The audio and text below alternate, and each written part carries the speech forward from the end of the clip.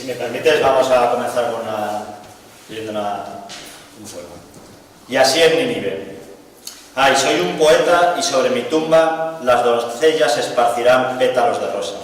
Y mirto los hombres, antes de que la noche ponga término al día en su oscura espada. ¿Veis? No es un asunto mío, ni el tuyo impedirlo, pues la costumbre es antigua. Y aquí en Nínive he visto pasar a muchos cantores y ocupar su lugar en esos salones en penumbra donde nadie turbó su sueño o su canción. Y más de uno ha cantado sus canciones, con más habilidad, animado con más sutileza que yo, y más de uno ahora sobrepasa mi rizada belleza arruinada por su viento de flores. Sí, soy un poeta, y sobre mi tumba todo el mundo esparcirá pétalos de rosa antes de que la noche acabe con la luz, con su espada azul.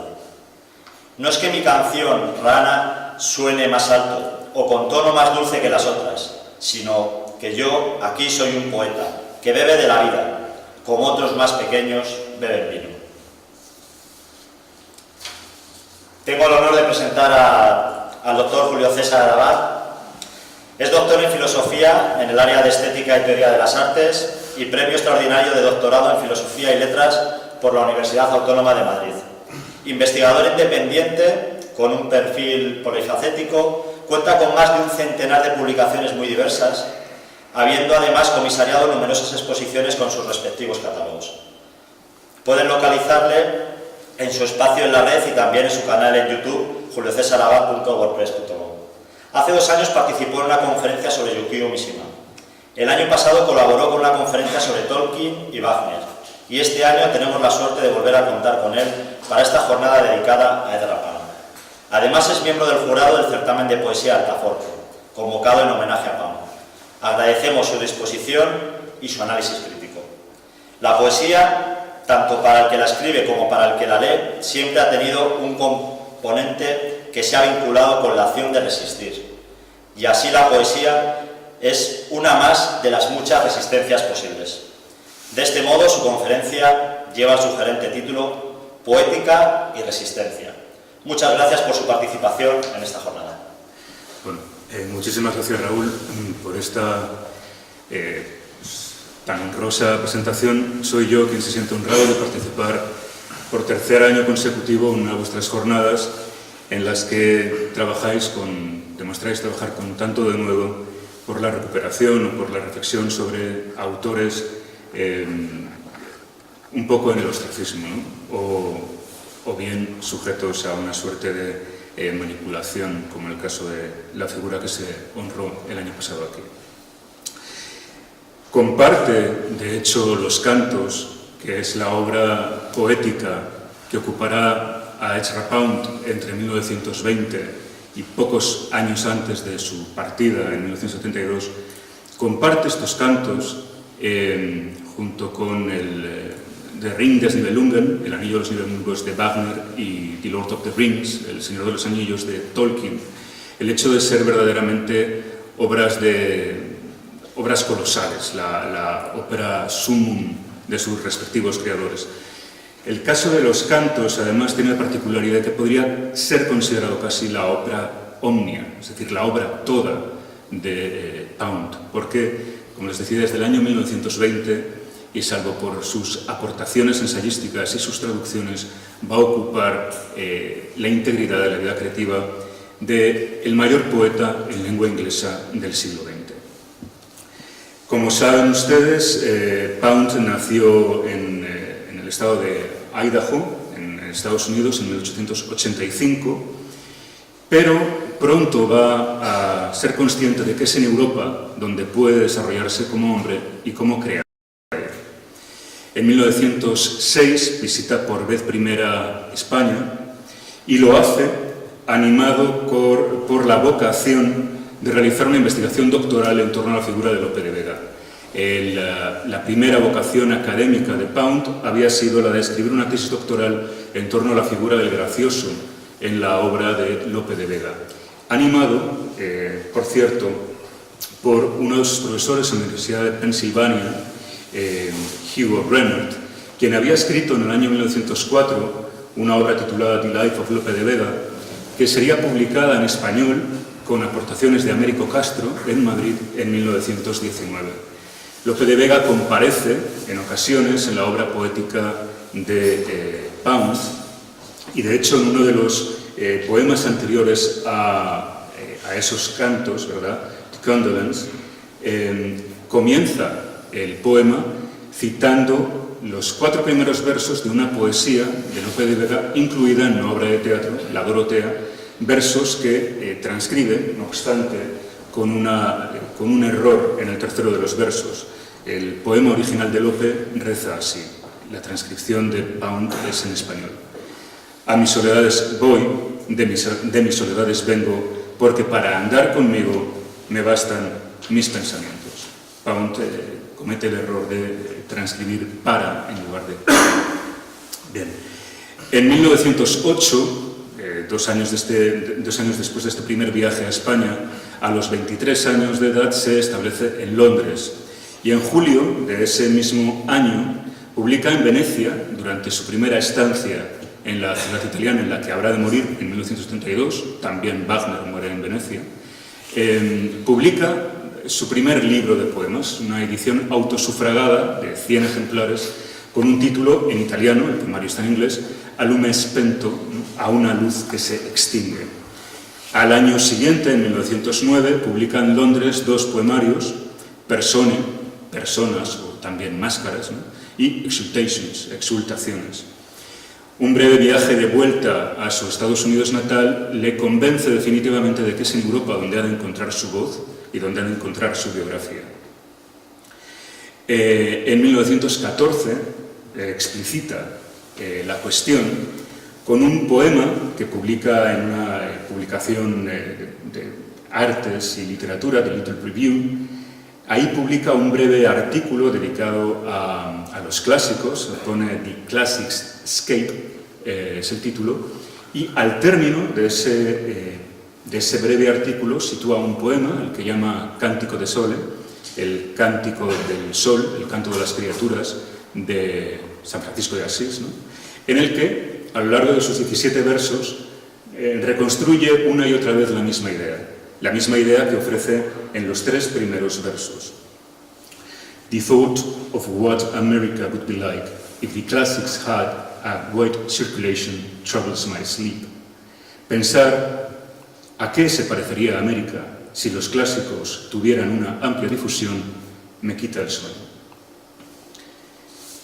En 1913, Pound conoce a Henri Gaudier, o Henri Gaudier-Varesca. Es un, por entonces, muy joven artista de origen francés. Añadirá el escultor a su apellido de Gaudier el de Bresca por su amante, Sophie Bresca. Nunca llegaron a casarse. Sophie Bresca era 20 años mayor que él, es decir, le doblaba la edad. Nunca pudieron casarse. Y Sophie Bresca morirá meses después de enterarse de que Henri Gaudier ha sido muerto en la Primera Guerra Mundial, muere en una institución mental. Bien, este escultor con el que trabará una amistad profunda va a estar presente a lo largo de su obra poética y en particular de sus cantos, ¿no? Asimismo, en el año 1913 conocerá al poeta irlandés William Butler Yeats y del que será secretario en la residencia del poeta irlandés al sur de Londres. En el año 1914 conocerá al novelista irlandés James Joyce y al poeta norteamericano T.S. Eliot, de cuya obra, de este último, de Eliot, se entusiasma tanto que consigue que sea publicada la primera obra de Eliot gracias a su apoyo, The Love Song of J. Alfred Prufrock, una poesía cuyos 3 primeros versos nos permiten ya comprender por qué cautivó tanto a Pound. Let us go there, you and I, when the evening is spread out against the sky like a patient ether ice upon a table. Marchemos pues tú y yo, cuando el atardecer se extiende hacia el cielo como un paciente anestesiado sobre la mesa. Aquel mismo año, 1914, Pound contrae matrimonio con Dorothy Shakespeare. Su apellido se le cae la E final, no como el dramaturgo isabelino, que era artista y procedía de una familia intelectual.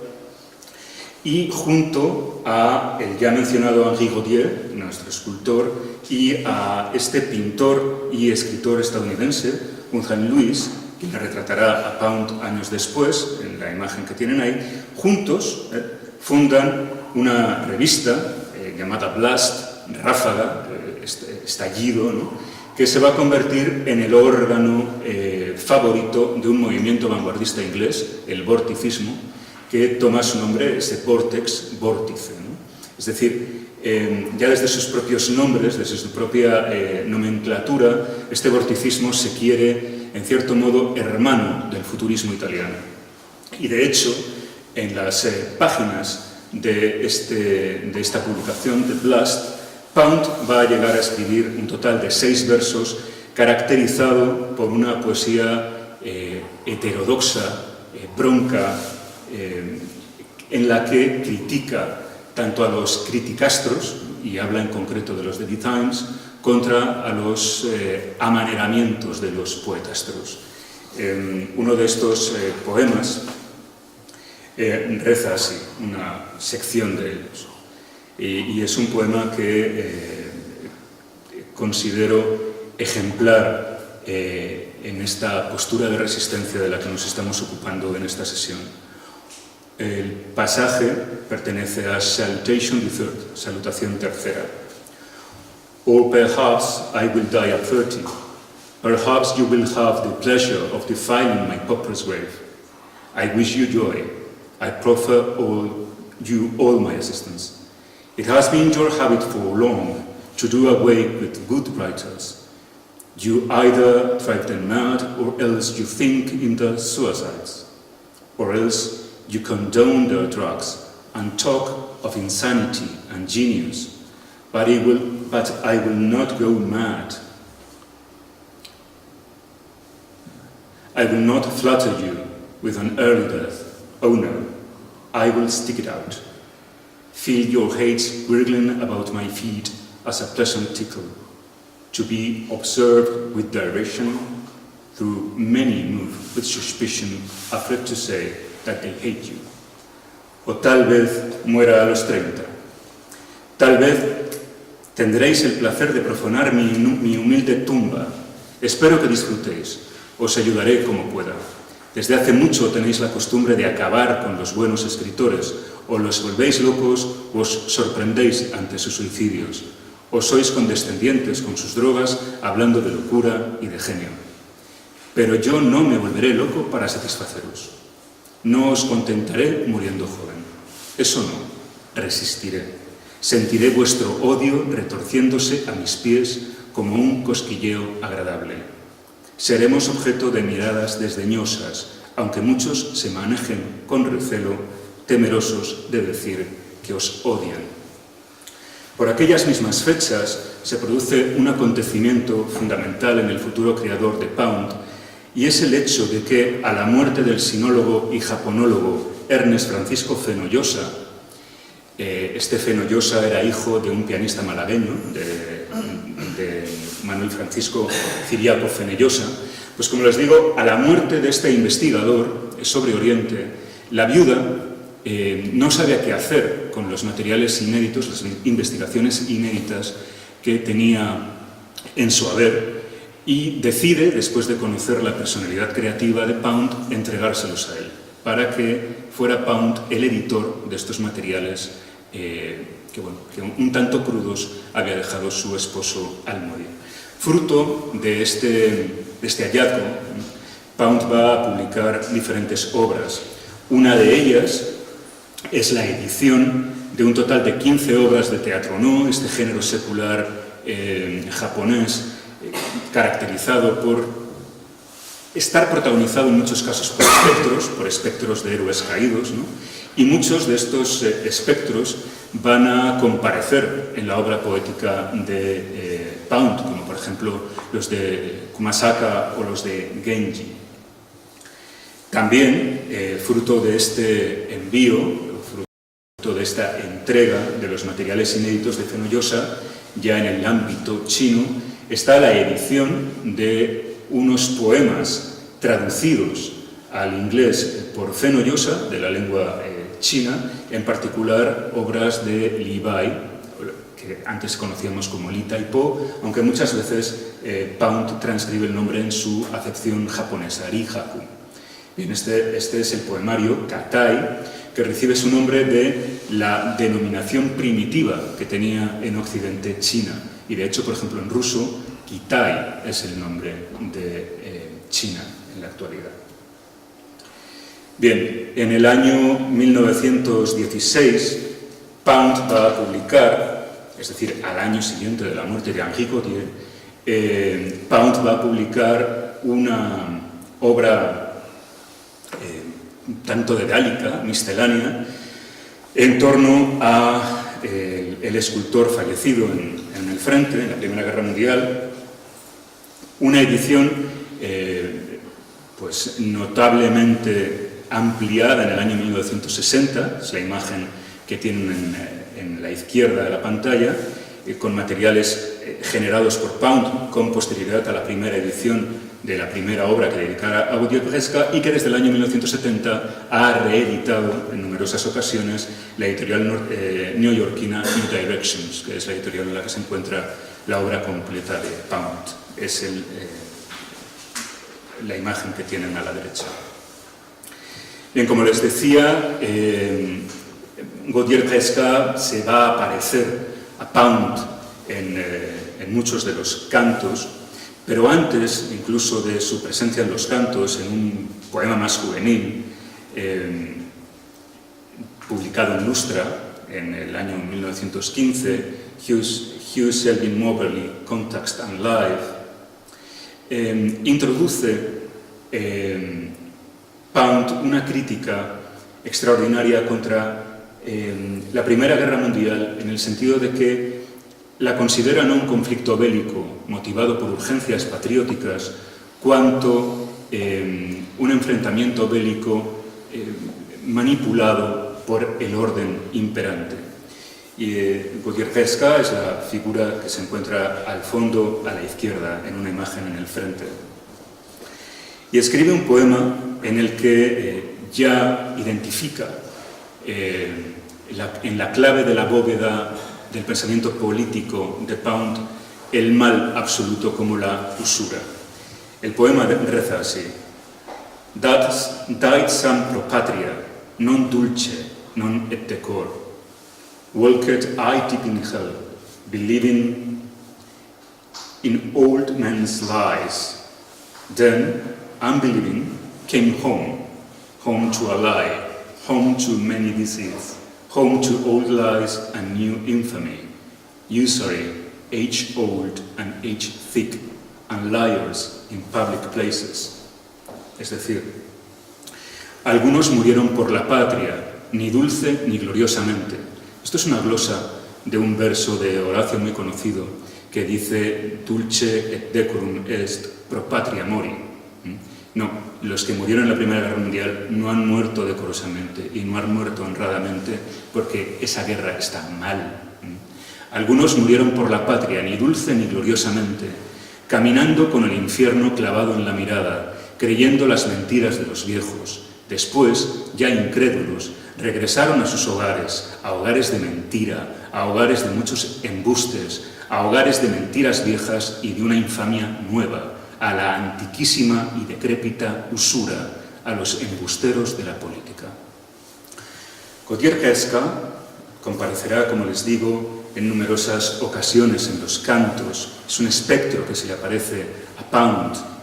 Y así, en el canto 16, dice: "And Henri Gautier went to it, and they killed him, and killed a good deal of sculpture." Y Henri Gautier fue para allá y le mataron. Y mataron una buena cantidad de escultura. Lo que lamenta Pound aquí con la prematura muerte de su amigo es no tanto o no solo la pérdida de un ser humano, sino la promesa de la extraordinaria potencialidad que tenía Henri Gautier. Era un saludado como una promesa absoluta de la escultura, y esa pronta muerte arrebató al mundo la posibilidad de encontrar obras maestras, ¿no? La producción de Henri Gautier, por cierto, no es muy extensa, y lo que ven en la imagen es a Gautier y a Pound unidos, porque en este trabajo Bresca está trabajando en un busto monolítico monumental de Pound. Le llamó el busto hierático. La obra fue concluida y Pound siempre vivió junto a ella. Es decir, que intentó siempre, cada vez que él se desplazaba, que la obra le acompañara.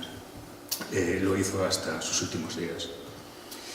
Bien, Pound deja Londres en el año 1920. Es cierto que sus últimas obras publicadas allí no habían sido bien acogidas, pero en Londres, habíamos recordado al comienzo, ya ha conocido a la flor innata de la inteligencia literaria vanguardista en lengua inglesa, a Yeats, a Eliot, a Joyce.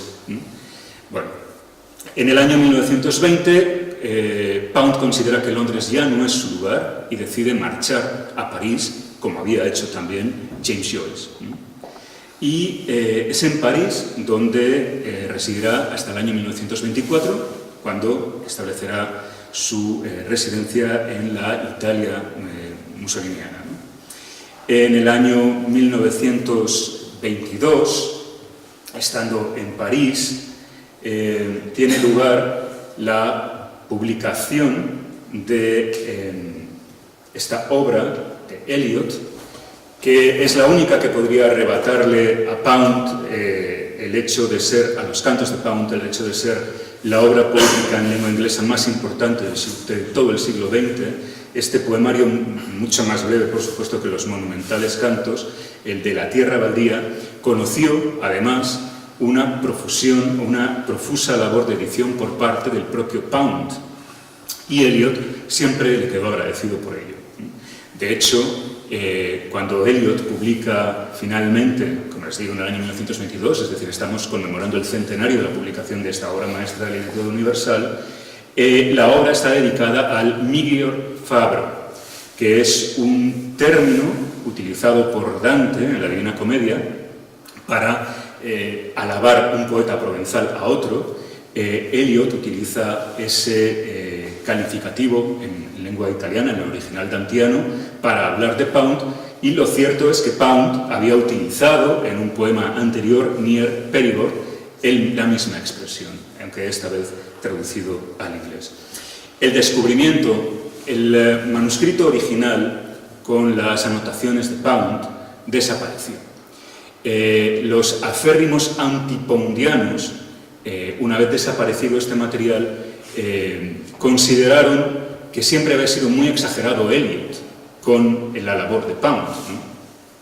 El descubrimiento, muchos años después de este material, que había sido entregado por Eliot a un abogado norteamericano que falleció 2 años más tarde, como les digo, el redescubrimiento de este material, que fue publicado en 1971, es la imagen que tienen ahí en una edición facsimilar, demostró el calado, la profundidad, la envergadura de la labor editorial de Pound, la labor decisiva de Pound en el poemario, lo que tuvo que contribuir a callar muchas bocas de esos anti-poundianos. Por otra parte, resultaría adecuado recordar que en una selección de la prosa crítica, de crítica literaria, labor de crítica literaria de Ezra Pound, que acometió el propio Eliot, fue un encargo de una editorial norteamericana, al comienzo de la selección, en la breve introducción de Eliot saluda a Pound como el mejor crítico literario de su generación. Bueno, aduce que primero, que lo que ha dicho Pound sobre los poetas y los escritores de los que se ha ocupado es algo que es permanentemente válido y útil, y luego llama la atención, ¿no?, aparte de que lo que ha sostenido Pound no hay manera de soslayarlo, ¿no? Es decir, en las críticas posteriores a las obras que ha estudiado Pound, la voz de Pound no se puede silenciar. Llama la atención, y eso es muy curioso, que Pound ha mostrado mucha atención, generosa atención, a obras de autores que en principio nadie sospecharía que pudieran ser de su gusto, de su agrado, de su inclinación, ¿no?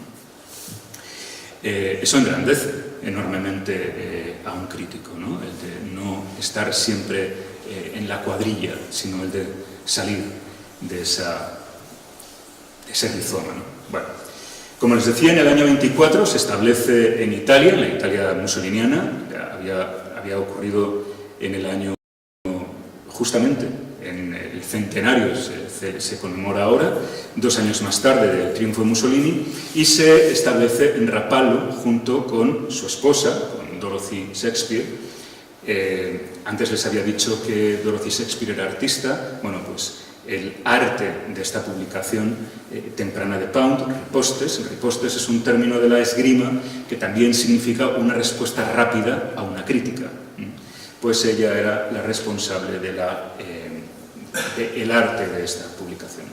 Bueno, al año siguiente les seguirá el matrimonio Olga Bruch, que es una violinista norteamericana, que sería la amante de Pound durante toda la vida, y a la que conoce en los ensayos de la primera ópera breve que compuso Pound. Pound compuso 2 óperas breves,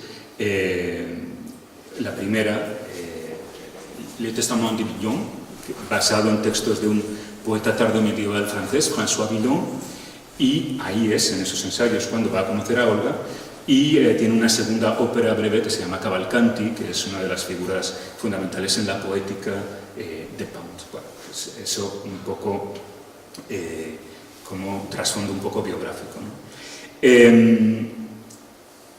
Al año siguiente de su llegada a Italia, es decir, en 1925, el mismo año que estrena en París esa ópera breve, Le Testament de François Villon, publica la primera parte. Los Cantos es una obra que se va publicando, vamos a decir que por entregas. Los Cantos es la labor de una vida, pero Pound no espera al final de tenerla concluida para publicarla, sino que va publicándola en los estadios que él considera que le satisfacen, ¿no? Bueno, la primera vez que el público ve una edición de Los Cantos tiene lugar en París en el año 1925 con un título llamado A Draft of 16 Cantos. Antes se me ha olvidado decirles que en esta publicación de Chicago, Poetry, Pound había publicado los 3 primeros cantos. Es decir, la primera vez que aparece la obra Cantos, lo ven arriba, el título Cantos aparece aquí. Estos cantos van a ser posteriormente expurgados de la obra ortodoxa de Pound. Lo que sí es cierto es que el tercero de estos primitivos cantos, de estos urcantos, el tercero de estos poemas va a constituirse en el núcleo del primero de los cantos ortodoxos, ¿vale? Es decir, que el tercero de los cantos primitivos se convierte en el primero de los cantos de verdad. Lo interesantísimo de esta publicación del año 25, y que es algo que comparte con las 2 siguientes entregas, A Draft of Cantos 17 to 27 y A Draft of 30 Cantos, es el hecho de llevar en su título el sustantivo draft. Draft significa borrador. Es decir, que de una manera muy explícita, Pound está confesando que lo que puede adquirir el lector, lo que puede consultar el lector, es una obra en proceso, no es una obra definitiva. Un work in progress, como utilizaría James Joyce las diferentes entregas de lo que finalmente sería la publicación en 1939 de la novela Finnegan's Wake. Pues los primeros materiales que Joyce iba publicando no tenían el título de Finnegan's Wake, sino que tenían el título de A Work in Progress, ¿no? Como saben, Joyce moriría 2 años más tarde de la publicación de esa novela, ¿no? Cuyo título solo se desveló cuando fue publicado. Bien, entonces ese carácter vivencial que tiene la obra, ese carácter procesual que tiene la obra, está manifiesto ya en el título de la primera de las entregas de los Cantos ortodoxos. ortodoxos, ¿no? La tercera de estas obras, la publicada en el año 1930, tiene una anécdota muy bien conocida por los poundianos, y es el hecho de que cuando en 1932 Pound se entrevista con Mussolini, Mussolini ve el libro y dice: "Ma questo è divertente", ¿no? Años más tarde, al año siguiente de la ejecución de Mussolini, el año 45, en el año 46, Pound escribe una carta a Duncan, a un autor inglés, y le dice que en ese encuentro él no aduló en modo alguno a Mussolini, como todo el mundo pensaba que haría, sino que lo único que se limitó a decir es que envidiaba a Mussolini por una única cosa, y es por los cachorros de león que Mussolini tenía. Aquí hay una fotografía tomada por un fotógrafo que se conserva en un archivo de Milán. Bueno, ese título draft, esa terminología de borrador, se cae en las ulteriores ediciones, ¿no? El enriquecimiento de esa obra en proceso, y la tienen en pantalla. Lo que es interesante es que los ítems cuarto y quinto llevan el nombre en español de Cantares, de lo cual nos vamos a ocupar luego más adelante. Es decir, que siempre he utilizado la voz canto, italiano, como los cantos de la Divina Comedia. De repente utiliza el de Cantares, ¿no? Ya veremos por qué tiene su liga también. Bueno, muy brevemente, para hablar de la adhesión mussoliniana de Pound, porque es una cuestión de la que se va a ocupar el ponente de esta tarde, simplemente decirles que Pound abraza el fascismo italiano al considerar que puede satisfacer la necesidad de dar una solución a la Europa de entreguerras, a la situación calamitosa que la Primera Guerra Mundial había creado en toda Europa. Y eso es cuanto puede decirse, porque del carácter, o sea, de la posición de Pound como economista también va a haber una ponencia monográfica. Yo no puedo abundar en ello ahora. El hecho es que el hecho de que Pound fuera un ciudadano estadounidense le crea enormes problemas, por decir algo, cuando Estados Unidos entra en la Segunda Guerra Mundial. Es decir, hasta la entrada de Estados Unidos en la Segunda Guerra Mundial con el ataque a Pearl Harbor, la posición de Pound era una posición criticada, pero no era una posición peligrosa. En el momento en que su país entra en guerra y él está en el bando de los malos, la posición de Pound no es que sea peligrosa, es que amenaza la muerte, ¿no? Y de hecho, Pound es apresado por unos partisanos, entregado a las autoridades del mando norteamericano que se encontraban en Génova, si no estoy mal, y desde allí va a permanecer encerrado en Pisa, en unas condiciones absolutamente deplorables, ¿no? Donde logró componer una de las partes fundamentales de sus cantos, los cantos pisanos. Pound es finalmente entregado a las autoridades norteamericanas en Washington, a donde es desplazado por vía aérea, naturalmente, y allí, cuando va a ser sometido a juicio, acusado de alta traición y por tanto condenado a muerte, que es un delito de alta traición, estar en el mando de los enemigos de la patria, Pound es considerado como jurídicamente irresponsable, es decir, no es una persona susceptible de ser juzgada por las condiciones absolutamente calamitosas, tanto física como tal vez mentales, en las que llegó a Estados Unidos, y lo que hacen es recluirle en una institución psiquiátrica durante 13 años, al término de los cuales Pound regresa a Italia para morir allí. Como saben, y ha recordado Antonio, Pound muere el 1 de noviembre de 1972, siendo enterrado en una con una lápida extraordinariamente sucinta, parca, bellísima, por otro lado, en el cementerio de la isla de San Michele. Esta fotografía es cortesía de Francisco de Lizardi, quien en agosto de este año fue a llevarle 5 rosas. Bien, los cantos o cantares. A la conclusión, en 1969, de los cantos, de esta obra que le ha ocupado desde 1920, los cantos presentan un total de 117 cuerpos, 117 cantos, que se constituyen en su totalidad en una obra derálica. Es extraordinariamente difícil de leer. Pound no es un autor que sea accesible a primera vista. De hecho, no lo es, en primer lugar, porque abundan referencias tanto librescas, es decir, que uno tiene que buscar un amplio repertorio de fuentes para acceder a aquello a lo que se está refiriendo Pound, y no solamente de fuentes literarias muy diversas, sino también lenguas muy diversas. Por eso, el lector que acomete la lectura de los cantos se aventura como en una arquitectura, pero que amenaza ruina, ¿no? Es decir, la posición del lector ante los cantos es una posición de extraordinaria debilidad, de extraordinaria inestabilidad. A veces he pensado que los cantos es como una suerte de enciclopedia vandalizada de la que se han recuperado algunas páginas y que casi todas ellas son incompletas.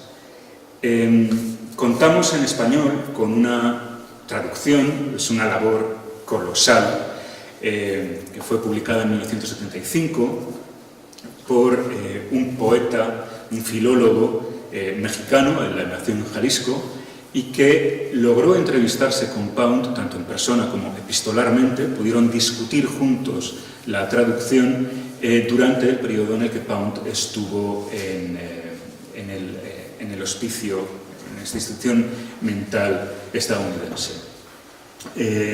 Esta obra fue publicada en un único volumen, en el año, como les digo, 1975.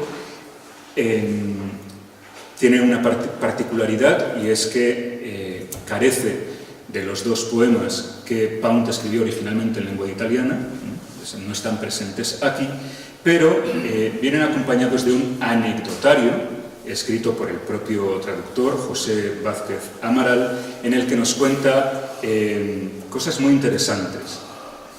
De hecho, cuando les decía lo de la terminología de los cantares, transcribe Vázquez Amaral, en ese anecdotario con el que abre el volumen, transcribe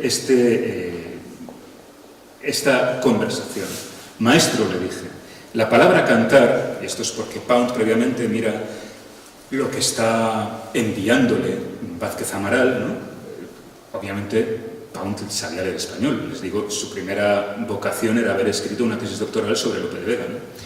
Entonces Pound discute con él y le dice que él prefiere el término de cantar. Y entonces, claro, Vázquez Amaral le dice, pero maestro, la palabra cantar pertenece casi a la prehistoria del idioma. Se dice, por ejemplo, cantar o poema de Mio Cid. Pues de eso mismo se trata. Sus cantos, entonces, son a la manera de los chansons de geste, como la de Roldán, el cantar de Roldán, y dice, sí, exactamente. Sí, se trata de los cantares de la tribu. ¿De cuál tribu, maestro? De la tribu de la raza humana, Amaral. Por tanto, los cantos es la enciclopedia de la tribu, una enciclopedia en la que existe una preclara crítica al devenir moderno que tiene un nombre en Pound, Usura. Los cantares o los cantos, yo voy a utilizar la palabra cantos porque intento utilizar cantares, pero no me sale, pero son cantares, lo diré cuando pueda. Los cantos o los cantares son, a veces, también se nos parece, si es una enciclopedia vandalizada, también se nos presentan como una bajada a los infiernos. Volveremos sobre ello.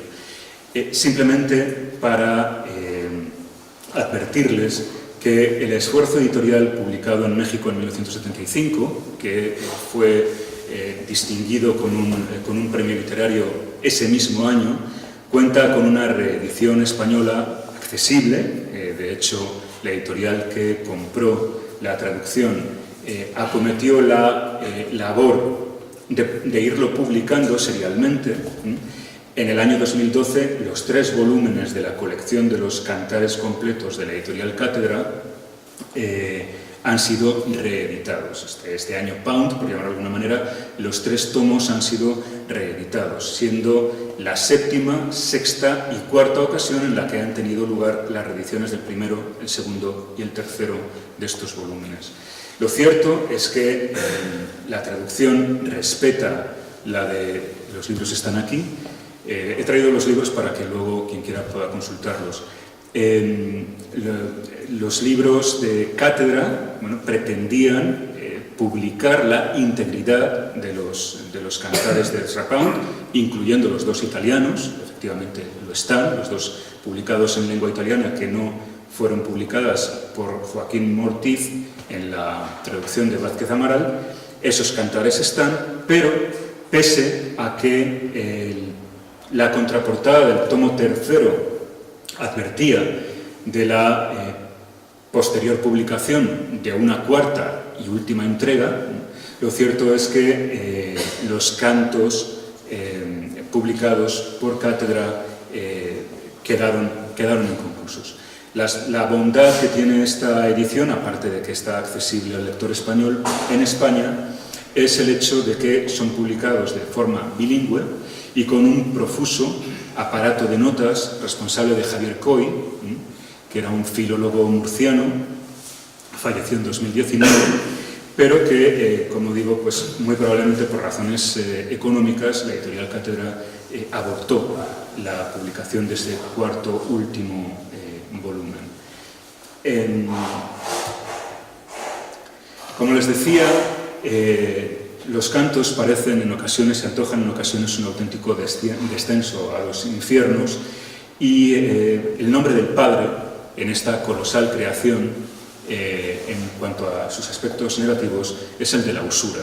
Una usura que tiene en Dante, como en Pound, una personificación que es Gerión. Es uno de los... una criatura mitológica que aparece en la Divina Comedia, que aparece en la Eneida Vergiliana, que es también el modelo de la Divina Comedia, es decir, cuando Dante entra en el infierno, que es el primero de los pasos de su periplo, lo hace guiado por Virgilio, ¿no? Bueno, Virgilio también había utilizado a Gerión, este diablo. Aquí lo que tienen es la acuarela que creó William Blake para la ilustración de la Divina Comedia, y aquí la obra de John Flaxman, que en este caso viene a ilustrar la traducción de Carey, que es la que utilizó William Blake para su trabajo. Esta es una edición moderna, la página que tienen ahí, 1910. Bien. Esta conferencia se llama Poética y Resistencia, y tiene el subtítulo de Nec espe nec metu. Pound cierra el canto tercero con el moto Nec espe nec metu, que puede ser traducido como ni esperanza ni temor. Para llevarlo a un español del refranero podríamos decir algo así como: el que algo quiere, algo le cuesta. Este moto, este lema, lo había sido de Isabel d'Este, pero Felipe II lo va a emplear también. Felipe II no fue un monarca de un único emblema, tiene varios, pero este de nec espe nec muto aparece con frecuencia. Un emblema, y esto procede del primero de los diccionarios jamás escritos sobre la lengua española, se llama el Diccionario de la Lengua Española, castellana o española, publicado en 1611 por Sebastián de Covarrubias, dice lo siguiente del término empresa. Empresa es cierto símbolo o figura enigmática, e identifica en un parágrafo anterior entre ellos a los caballeros andantes, ¿no?, hecha con particular fin, enderezada a conseguir lo que se va a pretender y conquistar, o mostrar su valor y ánimo. La mejor empresa, de cuantas ha habido y habrá, fue la de Constantino Magno, de la cruz en la letra IC, in hoc signa vincem, o, naturalmente, in hoc signo vinces. Con esta cruz, ¿no? Con esto vencerás, con este signo vencerás. Bien, como les decía, Felipe II había utilizó a lo largo de su vida diferentes emblemas, pero este es el que le acompaña precisamente en esta representación en la que cifra su compromiso de alianza con el emperador del Sacro Imperio Romano Germánico. Esta pertenece a una obra publicada en Amberes en 1557. Este arrojo, que expresa el lema nec espe nec muto, se halla, creemos, en una de las claves de la bóveda de la titánica labor poundiana y, por supuesto, identificando la obra toda de los cantos, este descomunal, titánico trabajo. Al término de uno de los cantos pisanos, el 81º, Pound vuela, recordando que "But you have done instead of not doing. This is not vanity. To have with decency knock that a blunt should open, to be gathered from the air a leaf tradition, or from the fire, old eye, the anchor flame, this is not vanity. Here, error is all is in the not done, all in the defiance that faltered. Mas hacer, en lugar de no hacer, no es vanidad.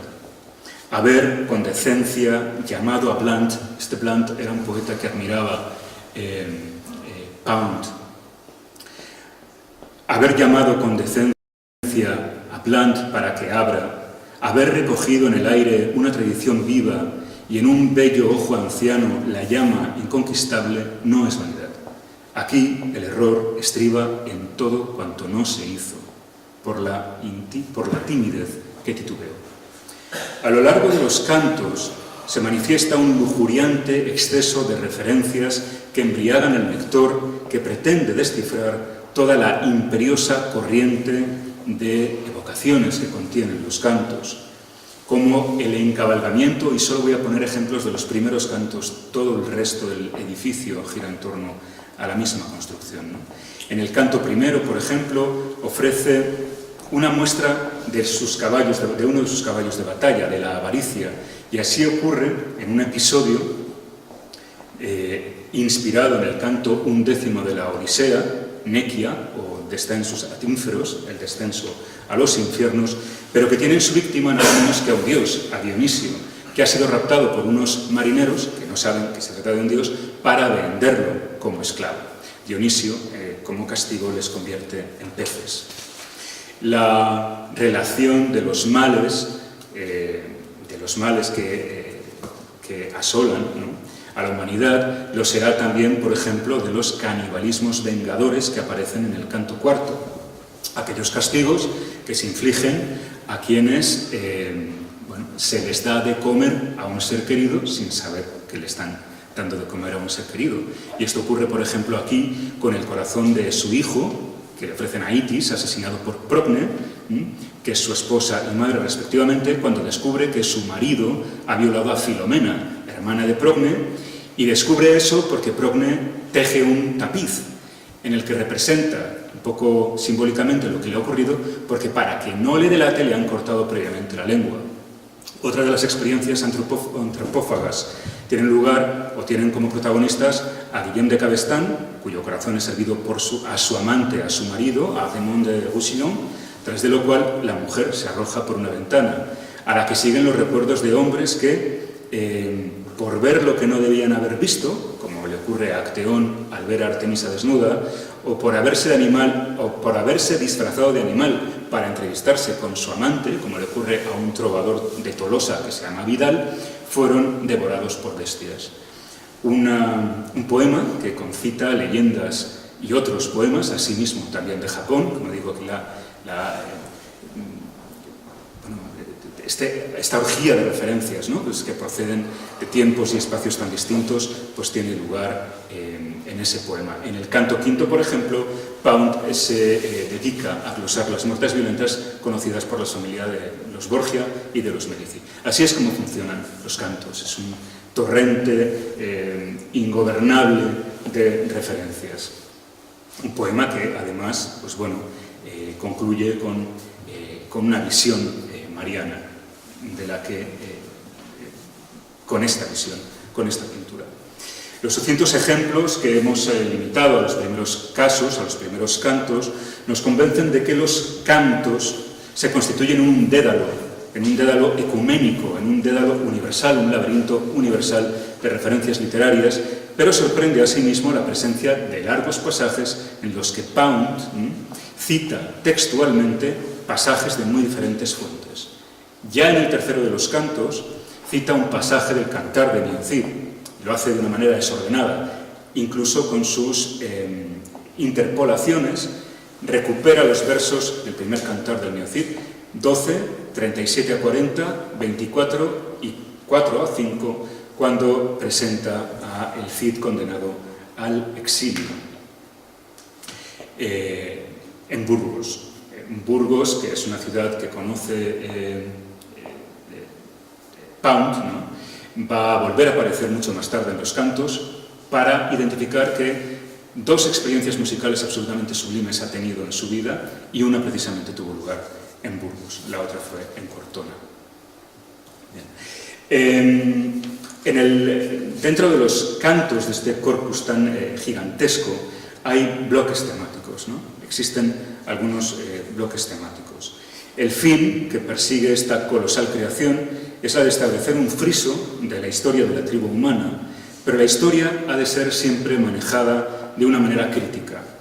Esta es la lección más fascinante, desde mi punto de vista, que cabe encontrar de este titánico esfuerzo poundiano. La historia ha de interrogar a cada generación, ha de interrogarnos a cada uno de nosotros. Nunca esta lección podría parecernos más radical que en el mundo nuestro del desmantelamiento, cuando asistimos a la destrucción de la tradición humanista, ¿no? Y con ella a la capacidad crítica de los ciudadanos, que se convierten poco más o menos que en individuos atomizados, hedonistas y arrogantes. Pero esta lección la hemos aprendido antes, la hemos aprendido con el mayor de los escritores, con Cervantes, un autor, por cierto, casi del todo ausente en los cantos, salvo porque identifica al Quijote como el epítome del idealismo en uno de los cantos, ¿no? Sabemos, por el capítulo 9 de la primera parte del Quijote, que la verdad cuya madre es la historia. Una historia con mayúscula, esa mayúscula no presenta Cervantes, ¿no? Que no es sino la historia con minúscula, que no es siempre la historia con minúscula, que es esa historia con minúscula, nos referimos a la que está tergiversada por los hombres y que contribuye a justificar sus privilegios y sus arbitrariedades. El primer gran bloque temático de los cantos se produce en un total de 4, entre los números 8 y 11, que están dedicados a una figura tradicionalmente denostada y que es rescatada por Pound, como es Segismundo Malatesta. Por el motivo de la corrección de la historia, esta corrección de los nombres es el lema de Confucio que va también a trabajar con de nuevo Pound. No vamos a hablar del Pound confuciano ahora, es imposible abordarlo todo, ¿verdad? Pero con esa corrección de la historia tiene lugar ya en estos 4 cantos dedicados a un hombre vilipendiado por la historia. Queremos recordar que el primer verso de las 2 epopeyas homéricas, en ambos casos, Homero solicita el apoyo, el auxilio de la musa para que el saber que va a transmitir sea el saber cierto, un saber que es suprahumano. Por eso ha de invocar a la musa. Virgilio, que lo toma como modelo, lo hace asimismo al comienzo de la Eneida, también con la advocación a la musa en el primero de los versos de la Eneida. Dime, oh musa, las causas. ¿Qué decreto de su divina voluntad violado tanto dolió a la reina de los dioses que a un hombre insigne en la piedad forzase a afrontar tantos riesgos, tantas pruebas? ¿Cómo tal ira en celestiales pechos? Bueno, esta es la traducción de Aurelio Espinosa Polit, es un sacerdote jesuita ecuatoriano, cuya traducción de la Eneida ha cosechado un prestigio universal, hasta el punto de que algún autor ha dicho que si en algún momento se perdiera la Eneida original verciliana no pasaría nada porque tenemos la versión que hizo Aurelio Espinosa Polit. De este modo, Pound se establece en una suerte de medium entre la verdad histórica, la verdad con mayúscula, y sus lectores, lo que justifica una primera mención al desmoronamiento del saber que tiene lugar al comienzo mismo de estos cantares malatestianos. These fragments you have served, sword, slut, bitch, truth and Calliope, slanging each other sur les lauriers. Estos fragmentos has archivado, apuntalado, ramera, perra, verdad y Calliope, calumniándose mutuamente bajo los laureles. Estos versos, como les digo, son los primeros de una muy larga cadena de versos en los que Pound aborda la personalidad de Malatesta y la complejidad de las aristas, de las vetas de la personalidad de este caballero, ¿no? Un fiero combatiente que luchó para patrones desagradecidos. And this he did bestialmente. That is, Sforza did bestialmente, as he had promised him, Segismundo, per capitoli, to see that he, Malatesta, should have Pesar. E hizo esto bestialmente, es decir, Sforza lo hizo bestialmente, pues había prometido de común acuerdo a Segismundo que él, Malatesta, conseguiría Pesar. Evidentemente, Pound está lamentando aquí el incumplimiento de la promesa hecha en el año 1444 por Sforza para que Segismundo consiguiera Pesaro, que al final le fue entregado a su propio hermano Alessandro. Pound alaba a Malatesta por su papel en la protección del humanismo clásico y de las artes. Una de las actividades en las que descuella este Segismundo Malatesta fue el patrocinio, el patronazgo de artistas y de el encargo que hiciera a León Battista Alberti para que edificara en Rimini lo que se conoce como el templo malatestiano, aunque en realidad es un edificio religioso construido sobre unas trazas medievales de una iglesia anterior dedicada a San Francisco de Asís. Y en el interior de esta iglesia, Piero de la Francesca es retratado en un mural, en un fresco, rezando a su santo patrón, a San Segismundo, que es, de hecho, patrón de la República Checa. Pound alaba, como les decía, a Malatesta por su protección del humanismo y su protección de las artes.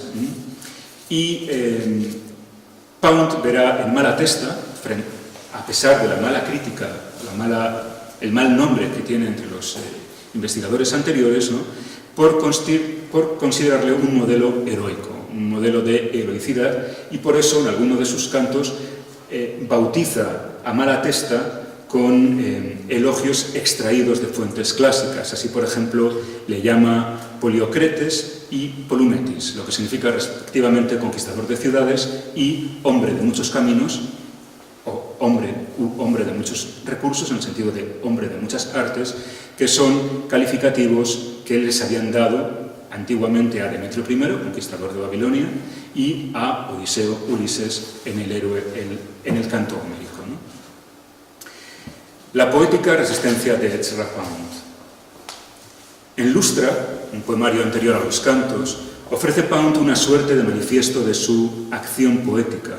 La poesía no existe si no se manifiesta en el mundo para transformarlo. La poesía es rebelde, incómoda.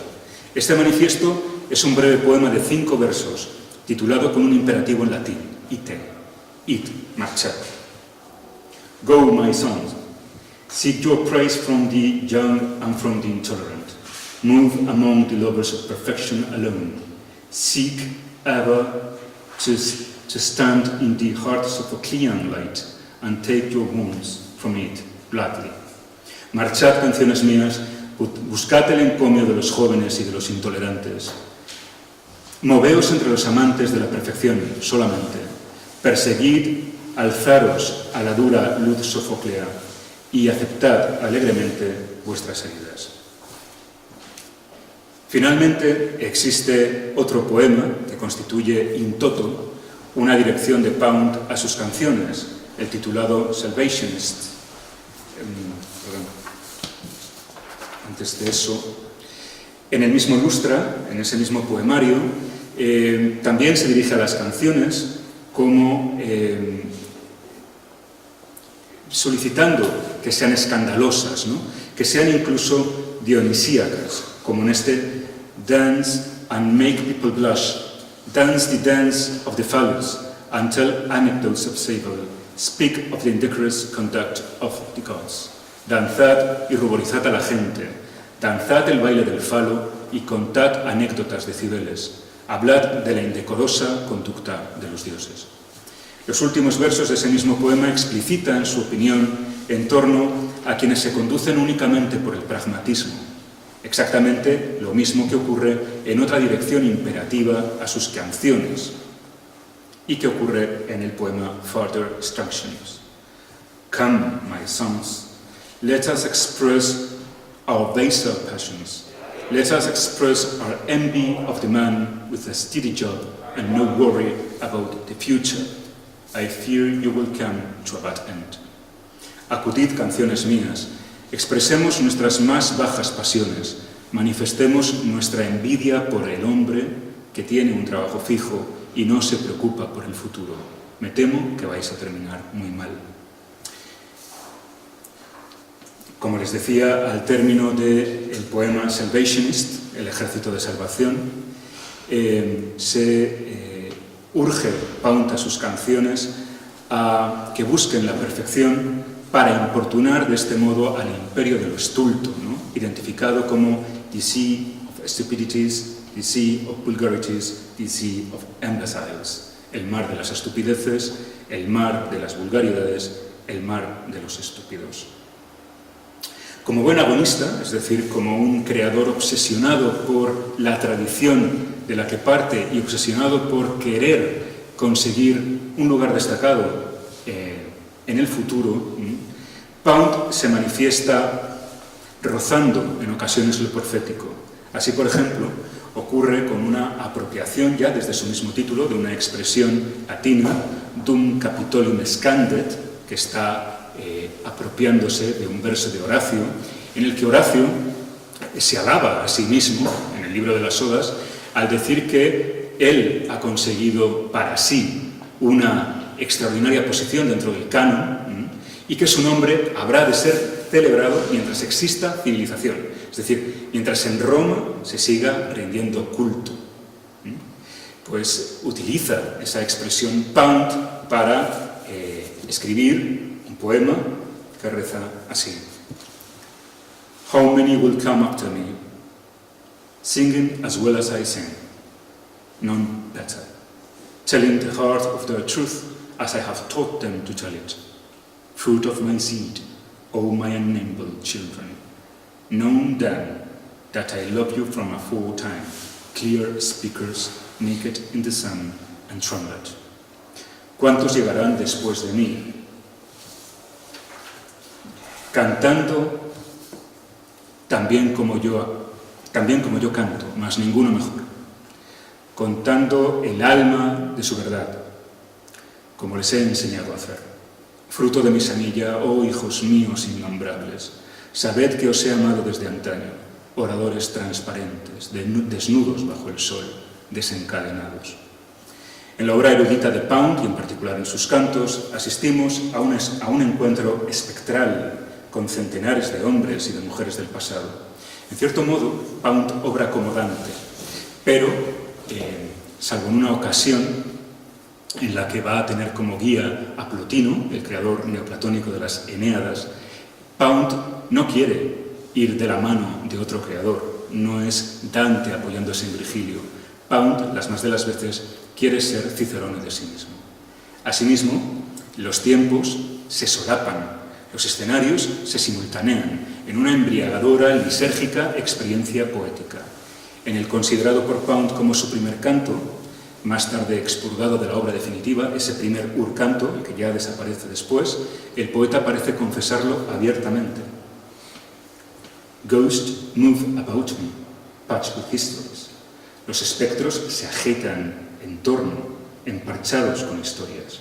Pues lo que ven en el tercero, en la parte final, es la recuperación de ese verso del primer poema, del primer canto expurgado, ¿no?, que aparece, ese mismo verso aparece con un cambio de puntuación en el canto 74. Los cantos, en efecto, se constituyen en una obra de labor, de tejidos, ¿no?, de retazos de tejidos diversos, de procedencias temporales y geográficas muy distantes y muy distintas. En ocasiones recurre, pues, al alfabeto griego, a los sinogramas, es decir, los caracteres chinos. De hecho, hay un canto, el número 77, que está en toda su parte constituido por simbolitos, por los sinogramas, con su traducción al inglés. Hay un canto que es prácticamente en su totalidad una partitura, una transcripción para violín de una obra de Clément Janicon, El canto de los pájaros. Recurre a términos en español, provenzal, francés, italiano, alemán, e incluso recurre a jeroglíficos, a signos de puntuación, a signos matemáticos. Es decir, es un absoluto catálogo visual y lingüístico babélico contra el que uno se tiene que enfrentar cuando procede a la lectura de los cantos.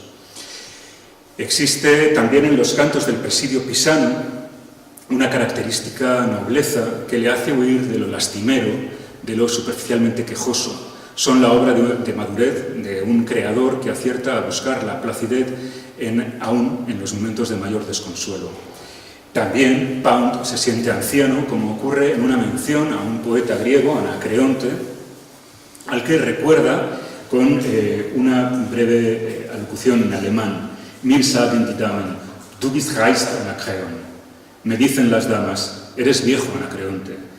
En realidad, aquí no hay ninguna cita de Anacreonte en alemán, sino una, digamos que síntesis que hace en el encierro pisano, cuando apenas dispone de materiales literarios que manejar, ¿no?, pero que, bueno, pues nos ha parecido que el origen se encuentra, ¿no?, en el poema número 7 de la Ordenación, según la traducción que hizo el poeta romántico Mörike, ¿no?, y que, bueno, pues aquí les presento en una edición moderna ilustrada. Anacreonte se queja porque, a pesar de su vigor sexual, pues su apariencia es anciana, ¿no?, y por eso es rechazado por la mujer a la que desea, ¿no?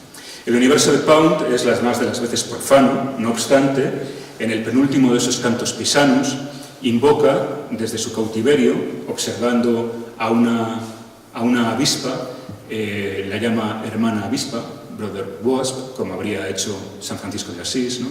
O también, en uno de sus cantos pisanos, evoca a Cristo Re Dio Sole, es decir, a Cristo como Dios, como luz, como sol. Entre los pisanos hay uno particularmente interesante de esa madurez de la que le hablo, en el canto 81, y que yo me atrevo a subtitular tanto español.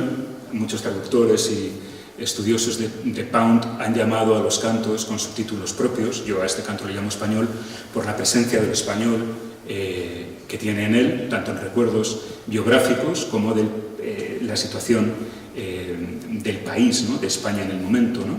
Y en este poema, que a mí me parece estremecedor, ¿no?, Pound nos invita a que conservemos la herencia, a velar por la tradición desde el amor, porque amar bien es el garante de la humanidad misma.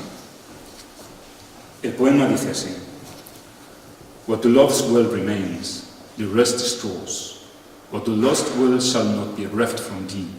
What to love's well is thy true heritage. Whose world, or mine, or theirs, or is it of none? First came the sin, then dust the people. Elysium thought it were in the halls of hell. What to love's well shall not be read from thee. The ants a centaur in his dragon world. Pull down thy vanity. It is not men made courage, or made order, or made grace. Pull down thy vanity, I say, pull down. Learn of the green world, what can be thy place, in skilled invention or true artistry. Pull down thy vanity. Aquello que amáis bien permanece, el resto es escoria. Aquello que amáis bien no os será arrebatado. Aquello que amáis bien es vuestra auténtica herencia. ¿El mundo de quién? ¿O mío, o de ellos, o de ninguno? Primero fue lo visto, después lo tangible, Elisio, aunque fuera en las salas del Averno. Aquello que amáis bien es vuestra auténtica herencia. Aquello que amáis bien no será arrebatado. La hormiga es un centauro en su mundo de dragón. Abajad vuestra vanidad. No ha sido el hombre el que creó el arrojo, o creó el orden, o creó la gracia. Abajad vuestra vanidad, digo, abajadla. Aprended del mundo verde que puede ser vuestro hogar en invención a escala o en verdadera artisticidad. Abajad vuestra vanidad. Nostos, acabo. Acabaremos regresando al canto primero, basado en los 10º y 11º de la Odisea. Odiseo convoca a Tiresias mágica sacrificialmente. Su oráculo predice que el héroe logrará regresar al hogar, pero que lo hará solo. Todos sus aliados habrán de morir antes de que él llegue a su destino. En la marcha espectral, Odiseo descubre a uno de sus más tiernos amigos, de quien desconoce que hubiera muerto, pero que espera que su muerte le depare una fama inmortal. También se le aparece el traductor al latín de las obras homéricas que el propio Pound había trabajado.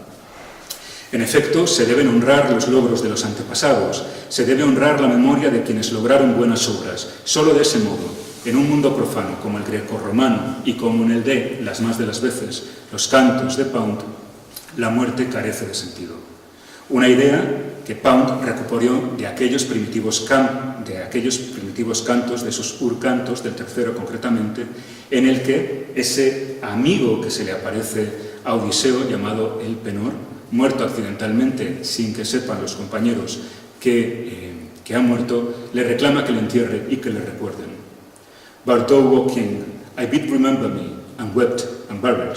Heap up my arms, be tombed by the seaboard, and inscribe a man with no fortune and with a name to come, and set my oar up, that I song mid fellows.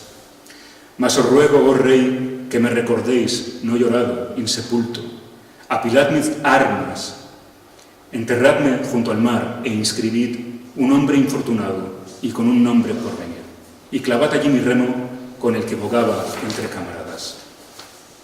Esto aparecerá en el canto 1 con apenas unos cambios de puntuación. La aventura es, pues, permanecer en el lado de la honorabilidad. El fin, pues, es ser recordado por cuantos llegarán después, por la bondad de los actos realizados en vida.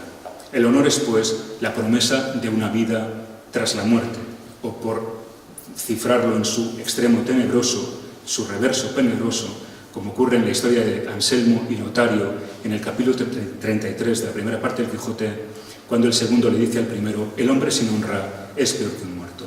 En síntesis, y regresando a una obra juvenil, sostendremos que para Pound la poesía es, por encima de todo, una vivificación, un aliento que insufla nuevo vigor, la savia vivificante, la sangre que nutre, el hálito que distingue a los hombres verdaderos de aquellos que pasan por la vida esclavizados por un orden que les quiere inanis, infértiles, silenciados.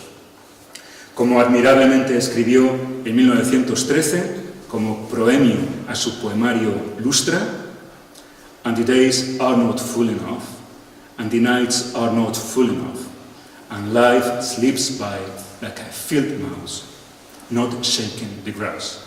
Y los días no rebosan, y las noches no rebosan, y la vida se escabulle como un ratón de campo que ni mueve la hierba.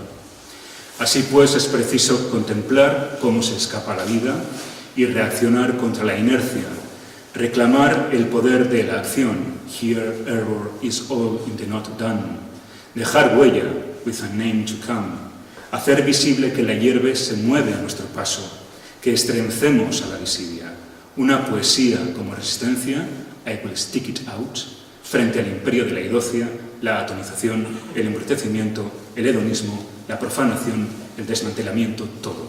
Una lección, la de Ezra Pound, nos parece nunca tan vigente y jamás tan necesaria.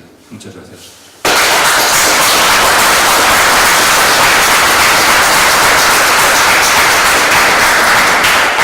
Muchas gracias, Julio César, como siempre, por tus palabras, por tu profundidad del tema.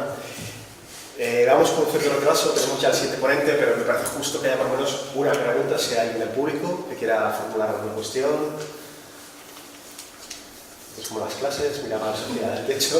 Sí, por favor. Yo, en primer lugar, sí que le felicito por la erudición que ha evidenciado y, sobre todo, la manera de análisis literario basado en la intertextualidad, que creo que es la complejidad que encierra el poeta. Pero podría haberse hecho referencia también a que yo no le veo como un poeta tan oculto. Digamos que la población española no lee en general, y mucho menos lee poesía. Pero no es un poeta tan oculto. La última revolución poética en España de los novísimos, Leopoldo María Panero, Manuel Vázquez Montalbán, independientemente de cuestiones ideológicas, sí que recuperó la figura de Ezra Pound. Incluso Antonio Colinas se presentó en Venecia en torno a 71 por ahí a visitarle directamente y tiene un poema hecho a él. O sea, hay una serie de poetas en España. Actualmente está Antonio Rivero Tarabillo, es traductor de lengua anglófona, y sí que yo sigo viendo como rula la figura de Ezra Pound por ahí, y sobre todo la última revolución poética española como tal fue clave su persona.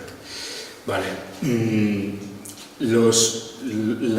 Digamos que los espejismos de Pound, ¿no?, que es esa extraordinaria erudición, la mezcla de idiomas, el mezclar textos que directamente muchas veces son citas, ¿no? Hablábamos del Miocid, uno de los versos lo transcribe en lengua original, pero es que hay transcripciones completas hasta de cartas a lo largo de los cantos. Es decir, todos esos aspectos son fácilmente imitables, para mí. Es decir, creo que cualquier poeta o poetastro puede imitar la superficie de Pound, es decir, esos elementos externos. Ahora, que eso tenga una significación, eso es lo verdaderamente complejo. Por eso puede haber mucho poundianismo, igual que hay mucho criticastro y poetastro. Puede haber mucho poundastro, pero que haya poesía, pues hay que verlo, hay que analizarlo. Y sí, yo creo que la obra de Pound es extraordinariamente oscura, sobre todo en los cantos. En los poemas anteriores, los que se encuentran en esta obra, Persone, esta es la obra anterior a los cantos, ¿no? Son más llevaderos, aunque ya hay como algunas de las semillas de lo que luego serán los cantos. Pero los cantos son verdaderamente abrumadores, es decir, cuando yo digo que es un edificio que parece que se te cae encima, verdaderamente lo es. Cuando tú crees que estás comprendiendo dónde estás, cuando tú crees que estás comprendiendo el dónde, el cuándo y el cómo estás en el poema, de repente aparece una cita de Confucio, o de repente aparece, y todo se desestabiliza. Es decir, que la poesía no es para leer en el metro, estamos de acuerdo en eso. Pero si verdaderamente hay un poeta que es verdaderamente difícil de descifrar, ese es Pound. Y si no es por un aparato documental, por ejemplo, la obra de nuestro Javier Coy, de fallecido Javier Coy, se apoya. Bueno, hay libros enteros dedicados, por ejemplo, hay un bloque de los cantos que está dedicado a un presidente de los Estados Unidos, a Adams, ¿vale? Ese bloque de los cantos está basado en la biografía de Adams en varios volúmenes. Entonces hay un libro de un erudito que ha buscado verso por verso de esos cantos de dónde procede la idea de esa obra que maneja Pound, ¿vale? Eso es muy fácil porque, bueno, al fin y al cabo está hablando de historia, tienes ese volumen ahí, bueno, es seguir una vida hecha poesía, ¿no? Pero cuando empieza a cambiarte los idiomas, cuando empieza a cambiarte, es espectral. Entonces es muy difícil de seguir. Creo que es extraordinariamente compleja. Incluso cuando tú tienes, como hace Coy, apoyándose en todos estos ensayos que se han dedicado a buscar las fuentes que emplea Pound, incluso cuando tú tienes eso, cuando tú sabes que el segundo verso procede de Lope de Vega, el tercero viene de una obra de teatro, no, el cuarto es una transcripción de una carta de un presidente de Estados Unidos, aunque tú sepas todo eso, reconstruir por qué Pound está haciendo eso ahora, aquí, eso es muy oscuro, eso es muy difícil. Por eso digo que a veces linda un poco con lo profético, o sea, linda un poco con un hermetismo que eso es lo que hace a Pound un gran poeta, ese hermetismo que significa. Tú puedes ser hermético y no decir absolutamente nada, lee la prensa o escucha a los políticos. Puedes ser completamente hermético y tener una gran nada que se lo ha comido todo, como dice Michael Ende, ¿no? Pero sí creo que es muy oscuro, creo que es muy críptico.